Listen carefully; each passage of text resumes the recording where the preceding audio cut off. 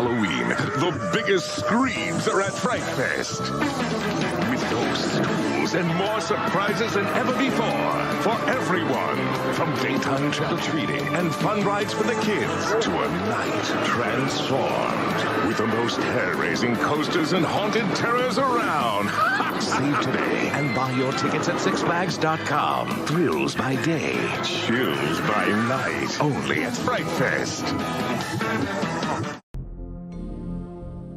Would you look at that? The carnival is here! It just came overnight. You know how some carnivals are put together in less than a day? The rides aren't properly tested and there isn't much to do, but you still can't help but to enjoy the show. I'm sure we all have our own memories from when we were kids. When I was little, I had one of these carnivals come yearly in my childhood town. My favorite ride was the octopus. The ride spins around and so do the carts attached to it, so it's an extra amount of meow. It was exciting to go to then, but a couple years back I returned as an adult just to realize how boring it really was. The rides were tiny and the games review. Everything seemed so big and exciting when you're a kid, but as an adult you take off those rose-tinted glasses, get annoyed at every little thing around you, become more miserable, and get a cancer scare from your hemorrhoids bleeding. This is sort of like how the horror genre likes to warp and distort the things we love, except while we're just realizing how flawed these things are, horror takes it into another direction.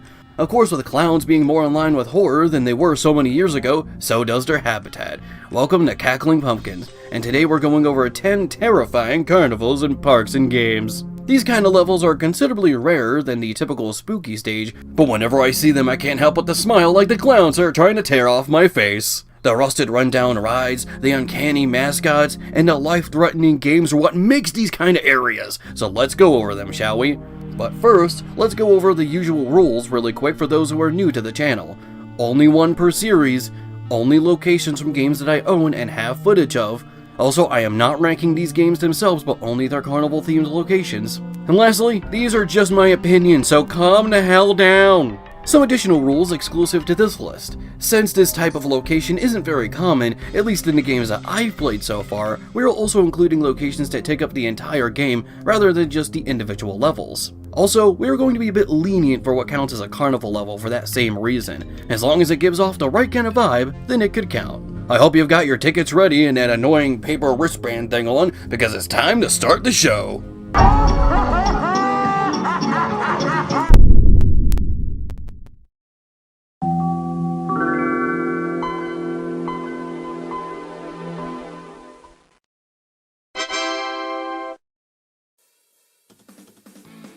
Cuts and Glory is what many people refer to as Happy Wheels in 3D. You play as one of several different characters, each with their own vehicle and movement style, as they go through a course that's actively trying to kill them. Well, at least you don't have to pay a speeding ticket if you're dead.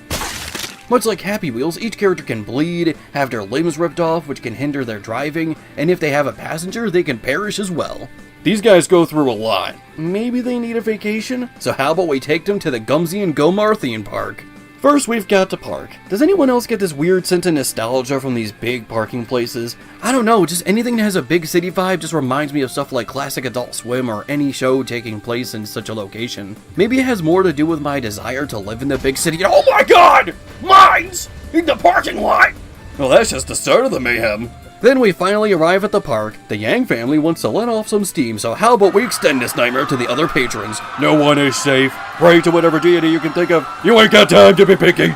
And now it's time for the rides. Drive-through obstacles of smashing hammers, swinging bats, loop-de-loops, and a giant blender to end it all with. The gore is plentiful, but a lot of it's going to come from your own failures, which can get annoying because some of these tracks can get really frustrating, especially the loop-de-loop. That's the kind of thing about this game in general. It's fun, but it can get a bit annoying. In that case, it really is Happy Wheels in 3D. And yes, I mean that as a compliment.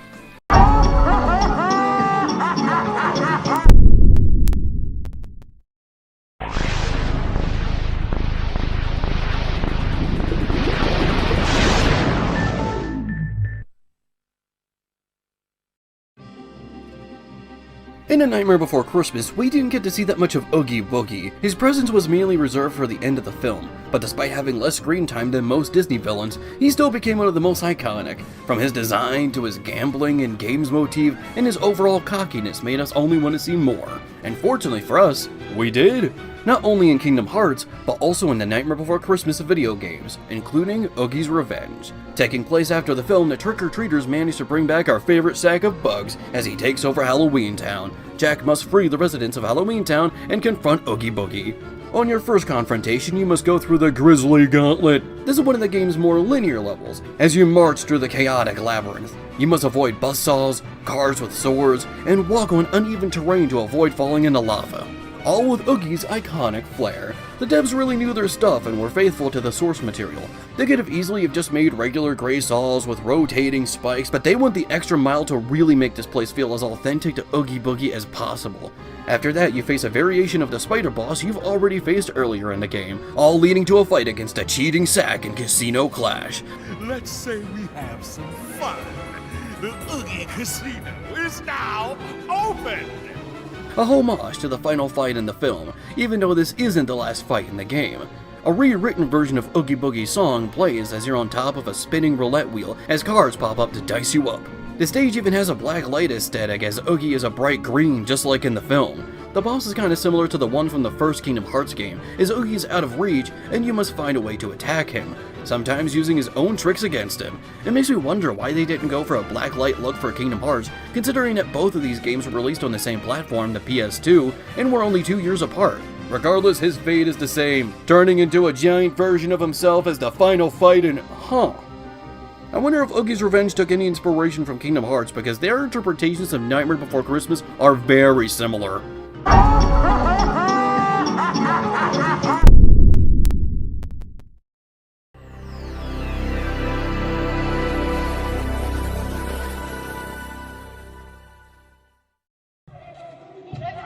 Would you look at that? A 2-for-1 prize! Looks like someone knows their way around the games here. Blood is a famous boomer shooter released in 1997. You play as Caleb, the former leader of a cult that worshipped a demon named Chernabog. But this demon would betray him and the other highest-ranking members of the cult, including his lover Ophelia. Caleb returns from the dead to get answers and to avenge his fallen allies. After riding the Phantom Express, you enter the Dark Carnival. You enter without a ticket, which causes enemies to attack. When you first enter the carnival, you see mimes performing on the sides, games you can play for upgrades and secrets, including a shooting gallery, and one where you must kick the heads of decapitated zombies into open mouths. This one can be a bit tricky, but man is it fun to kick around these rotting heads. It's here you also get your first glimpse at the Hand from Hell.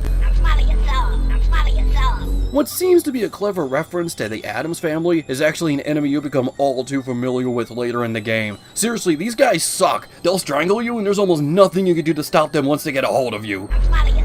As you progress, you'll see signs advertising a performer named JoJo. Despite how excited Caleb sounds, you never get to see JoJo, but you do get to walk on his tightrope. I want JoJo! I want JoJo! JoJo! JoJo! There's also a merry-go-round of gargoyles. Now, if you play the game normally, that'll be the end of the amusement of dismemberment, as you'd end up in the hallowed grounds. But if you find a secret exit, you'll instead go to the second contender for this slot, the House of Horrors. This entrance is already enticing me.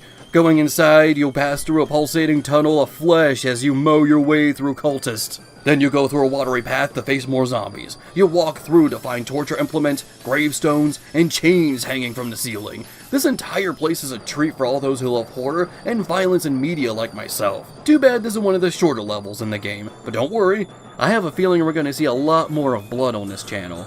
And I'm not just talking about the game.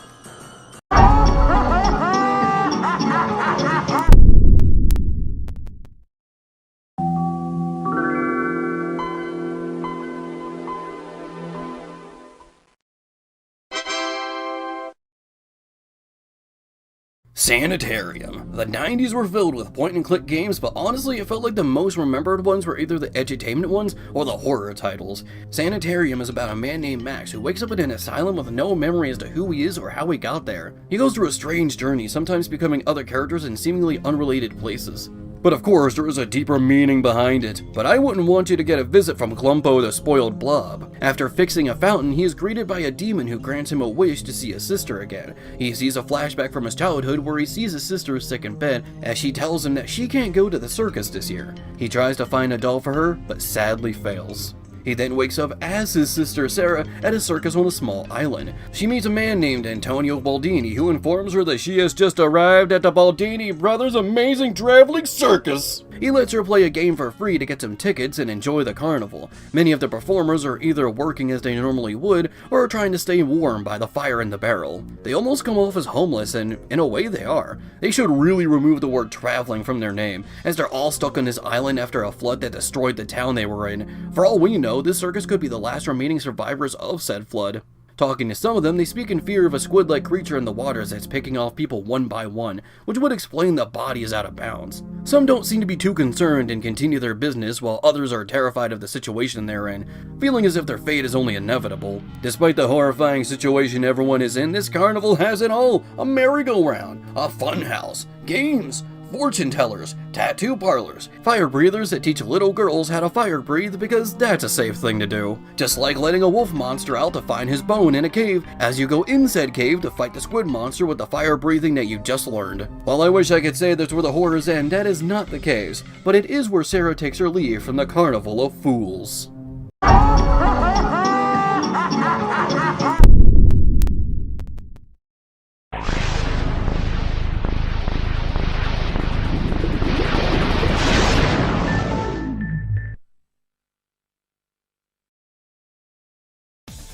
Spider-Man 2, the game, based on the Sam Raimi film, takes a lot of liberties to work as a video game, but it's still true to the story. To make this work, they add new characters such as Shocker, Rhino, and Black Cat, who will always want you to follow her. Honey, as if I need another reason to stay behind and watch you move. One of the new characters they add is Mysterio, a villain that always likes to appear in the second installment of Spider-Man games and movies. But this second installment is where the trend began. Mysterio appears in a theater claiming to be an alien from space. The game shifts its tone and soundtrack to be reminiscent of an old Alien film. A futile gesture, Spider-Human. Even as we speak, my armada is advancing on your city. Our first target will be your Statue of Liberty. Once you stop him, he becomes a regular villain of the game. Eventually you find Mysterio's hideout, a crummy small apartment with a hidden elevator, because apparently he makes enough money to put his own custom hidden elevator in an apartment complex, but not enough to get a bigger apartment. Taking it down, you find what seems to be a funhouse hidden under New York City. The game changes its entire location just for this moment. Hey, it's Mysterio, the cliché who walks like a man. Silence! Prepare to meet your end in my Funhouse of Doom! Spider-Man is attacked by axe-swinging bouncing clowns that he must use his spidey sense to dodge and strike back.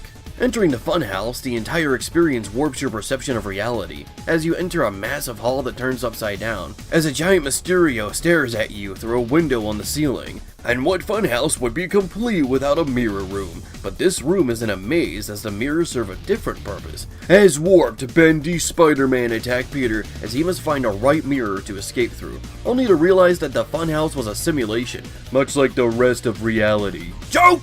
Joke! Calm down! It's a joke! Sit the fuck down! This wouldn't be the last time you meet Mysterio, however, as he would be caught robbing a convenience store as an epic battle commences. You have trifled with my power for the last time! I will not hold back! You...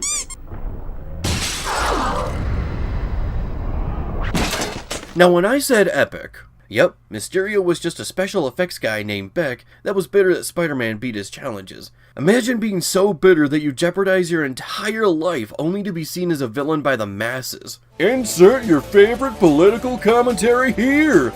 I completely agree with whatever statement you made, viewer. Yes, I'm speaking to you personally.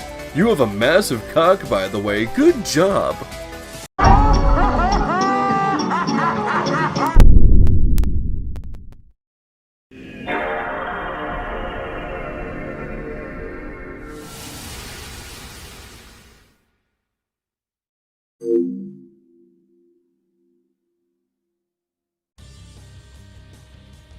From one Marvel game to another, in 2007, a year before the MCU got its start, was Ghost Rider, starring Nicolas Cage. And of course, much like any non-video game property to exist during the 2000s, it got a tie-in release. The game plays a similar story to the movie, but much like Spider-Man 2, it takes a lot of creative liberties to make it work for a video game, adding new villains, slightly altering the plot, but still following generally the same beats.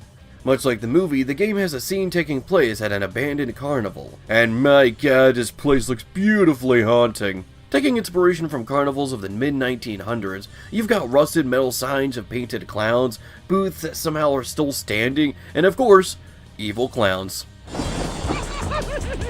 The idea of evil clowns may be done to death, but really, it's a dark carnival. What do you expect? Evil businessmen with flaming ferrets? Come on now. After facing some enemies, you enter a haunted ride without the cart. You got Halloween vibes all over this place with animatronic skeletons popping out of coffins, jack-o'-lanterns, and stock laughter playing throughout the halls. After leaving, you take a ride on a Ferris wheel that sounds like it's on the brink of collapsing. No one wants to hear metal creaking on a ride they're on. It may seem like the end, but after a few more levels and crushing more heads, you return to the carnival to have one final battle against Blackheart and stop the apocalypse. Step right up to the sign. You must be this tall to die.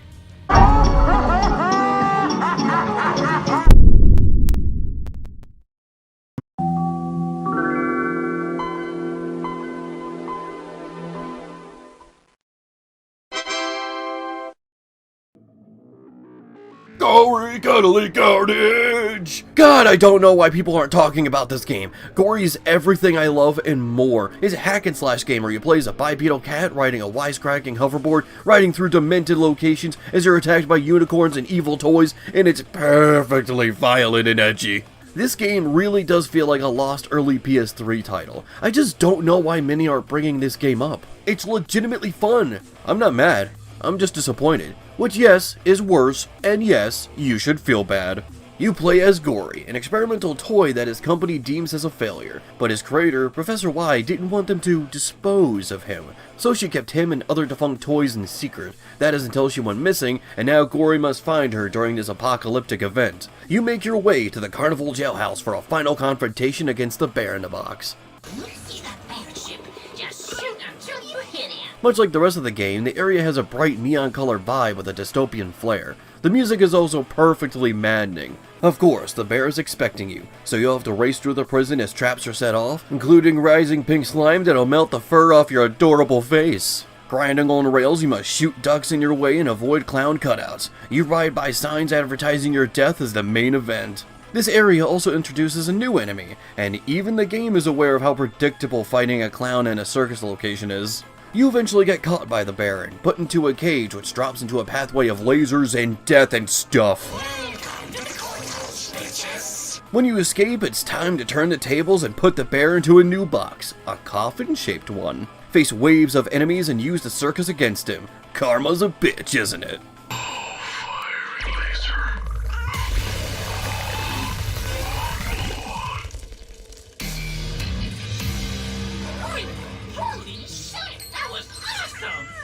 Maybe a bit overkill. I love that! What have you done? My body! Regenerate from that, you piece of shit!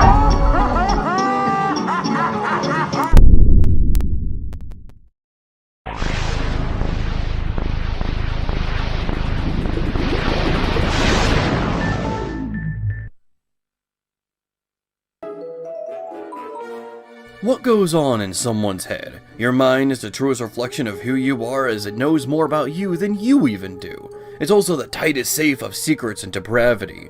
We've all had that one intrusive thought that made us question our own morality, or that one desire that we keep buried for the sake of our reputation and freedom. Don't act like you're so innocent, because I know for a fact those thoughts came right into mind as soon as I said that. But don't worry, I can't judge. It's not like I could just walk into your mind and explore those secrets.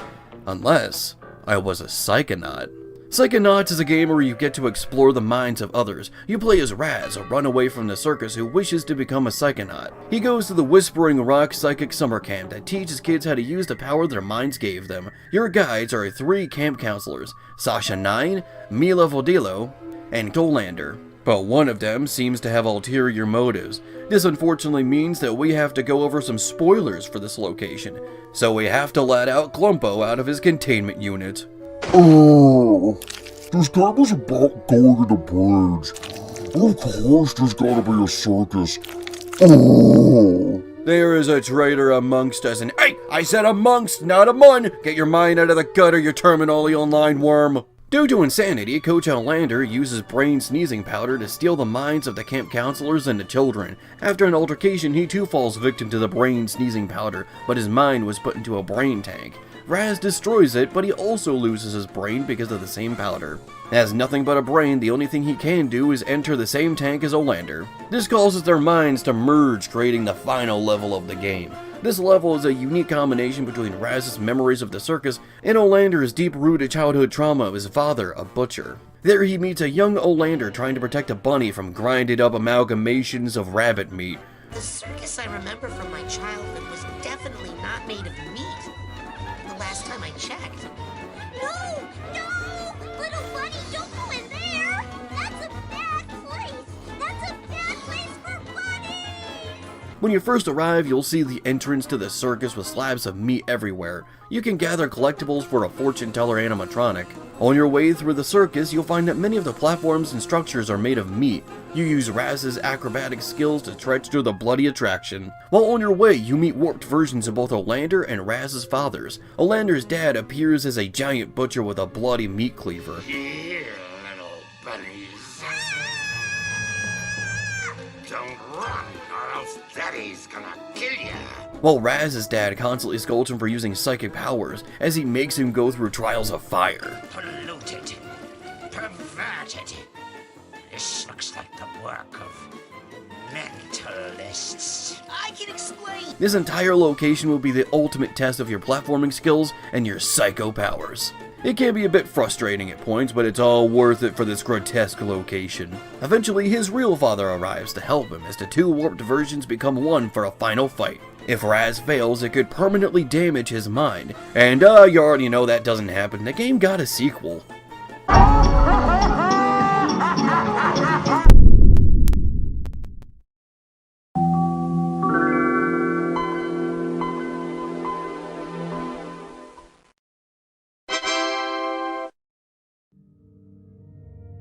It's hard to believe that the development of these kind of parks can hide dark secrets, but no matter how much you try to cover up a stain, the smell will eventually give it away.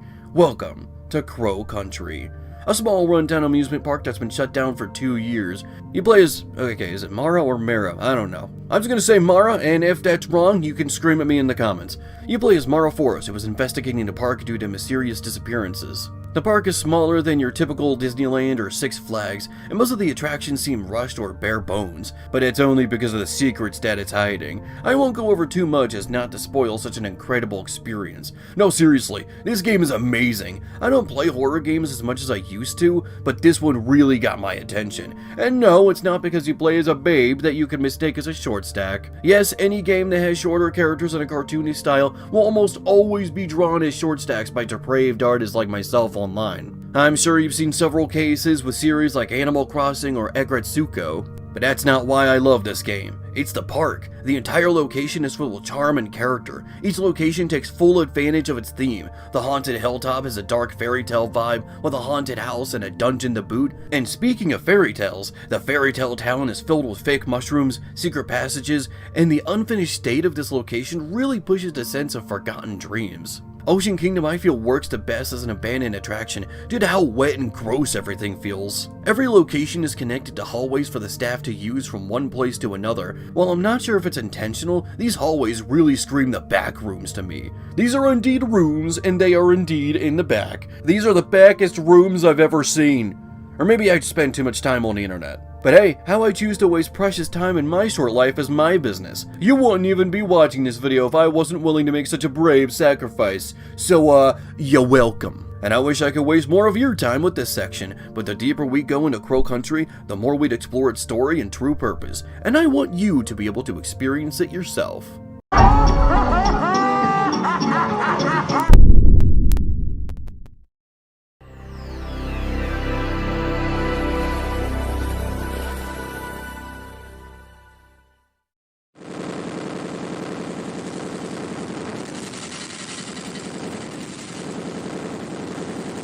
What's the most deadly, insane carnival or amusement park in games? The ones made by you fucking psycho! Rollercoaster Tycoon, a management simulation game where you build your own amusement park and make as much money as possible. You can build rides, food stands, hire mascots, and underpaid employees cleaning up the bile of ungrateful Disney adults. Ever since 1999, the series of games has allowed us to entertain the simplest of NPCs. But why put this game on the list, let alone number 1? Sure, it in itself is not a horror game, nor an edgy game. There are horror attractions and set pieces in the game, but that's it. Well, I suppose it's all a matter of perspective. In every other game, we play as the victim walking around these locations. But here, we're the masterminds. Who says you have to treat your customers well? Did someone say anything bad about your park? Well, they can't leave a review if their body is never found at the bottom of the lake. Comparable to The Sims, you could treat the AI-controlled patrons as poorly as you like with no consequences. Why would you? You're not 15, are you? And to that I say, shut the fuck up, you pretentious prick! Let me have fun the way I want! I bet you're one of those people who think the Godzilla movie should focus more on the human drama cause lit deep. You may not be John Kramer, but that's because he has to kidnap his victims to play his deadly games. But here they're literally paid to suffer. Who knew making others go through unimaginable agony was so easy? All you just had to do was charge them for it. I love capitalism!